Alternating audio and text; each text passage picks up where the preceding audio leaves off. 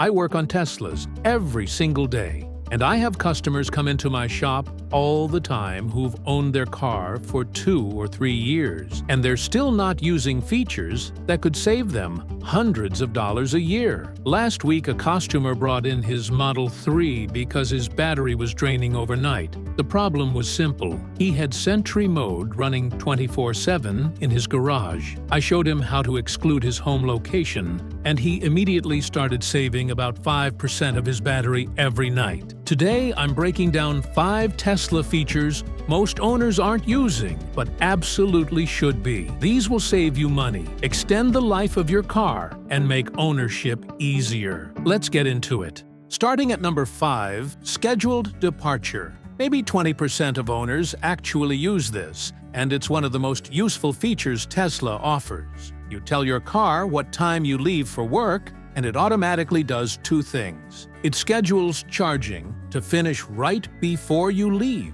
and it preconditions the cabin and battery to your preferred temperature. Here's why this matters. Most electric companies charge different rates depending on time of day. Peak hours can cost 40 to 50 cents per kilowatt hour. Off-peak hours, usually late night, can be as low as 10 to 15 cents. If you're charging during peak hours, you're paying 3 to 4 times more than you need to. I had a customer charging his Model Y every day at 6 p.m. when he got home from work. He was paying peak rates every time.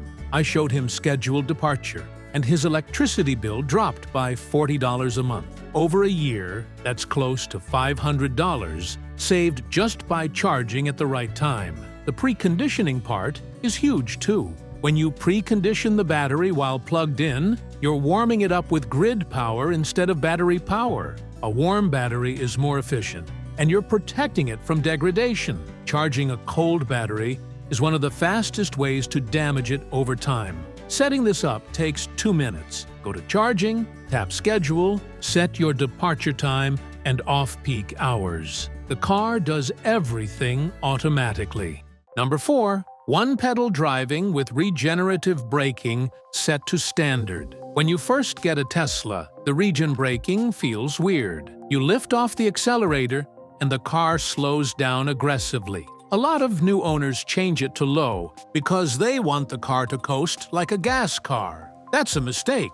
When you use standard regen, the motor puts energy back into the battery every time you slow down. On low mode, you're using friction brakes more and not recovering as much energy. I've seen efficiency differences of 10 to 15% between owners who use standard versus low. If your car gets 250 miles of range, that's 25 to 37 miles you're losing just because of your regen setting. The bigger benefit is brake wear. Tesla brake pads can last 100,000 to 150,000 miles because of regen, but only if you're actually using it. If it's set to low, you're wearing out your pads way faster. I had a customer with a 2021 Model 3 who needed new front brake pads at 45,000 miles. She had regen on low and was braking hard constantly. I've seen other Model 3s at 90,000 miles with 60% brake life remaining because the owners use standard regen. It takes a week or 2 to get used to one-pedal driving, but once you adapt, you'll never go back. You'll save money on brakes and get better range. If you're still on low regen, switch it to standard and give it 2 weeks. At number 3, the trip planner. A lot of Tesla owners use Google Maps or Waze on their phone instead of the built-in navigation. That's fine for local driving, but on a road trip, you need to use Tesla's trip planner. The trip planner knows your battery level, the terrain, the weather, and every supercharger location. It calculates exactly where to stop, how long to charge, and what percentage you'll arrive with. Google Maps can't do that. I had a customer drive his Model Y from California to Oregon using Google Maps. He stopped 4 times and charged to 90 or 95% each time because he was worried about range. The trip took 9 hours. With the trip planner, he would have needed 2 or 3 stops, charging to only 60 or 70% each time, which is way faster. Charging from 20% to 60% takes 15 to 20 minutes. Charging to 90% takes 40 to 50 minutes because charging slows down as the battery gets fuller. He probably added 2 hours to his trip. The trip planner also preconditions the battery before you reach a supercharger. The car warms up the battery so it's at optimal temperature when you plug in. This increases charging speed by 20 to 30%. I've tested this. With a preconditioned battery, I've seen 220 to 250 kilowatts. With a cold battery in winter, you might only get 80 to 120 kilowatts. That's the difference between a 15-minute stop and a 35-minute stop. If you're planning a road trip, use the Tesla navigation. Let the car do the planning. Number 2. Sentry Mode Location Exclusions. Sentry Mode is great for recording your car's surroundings when parked, but it uses a lot of power. If you leave it running all the time, you can lose 5 to 10% of your battery overnight. People come into my shop complaining about phantom battery drain, and when we check the logs, Sentry Mode has been running 24/7. You don't need Sentry Mode in your garage at home or your workplace parking lot. Tesla lets you exclude specific locations, and most people don't know this exists. When you're parked at home, open Sentry Mode settings and tap Exclude Location. The car saves that Jeep's location and won't turn on automatically there anymore. Do this for your home, office, gym, anywhere you park regularly.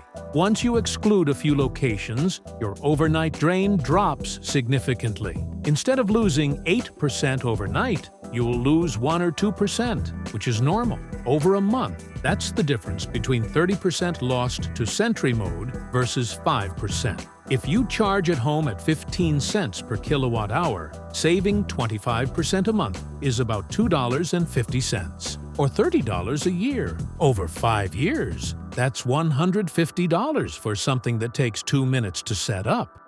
And number 1, Service Mode for tire rotations. Your Tesla has a service mode that lifts the suspension and puts the car into a safe state for jack stands. Tesla charges $100 to $150 for a tire rotation. If you rotate every 10,000 miles, that's $1,000 to $1,500 over 100,000 miles. You can do this yourself in your driveway with a jack and jack stands in 30 minutes. Go to Service, tap Jack Mode, and the car raises the air suspension and locks it there. It also disables the parking brake so wheels can spin freely. This keeps the car stable on jack stands. Without Jack Mode, the suspension tries to self-level while jacked up, which is dangerous. Once Jack Mode is enabled, jack up the car, rotate the tires, lower it, and exit Jack Mode. Everything resets automatically.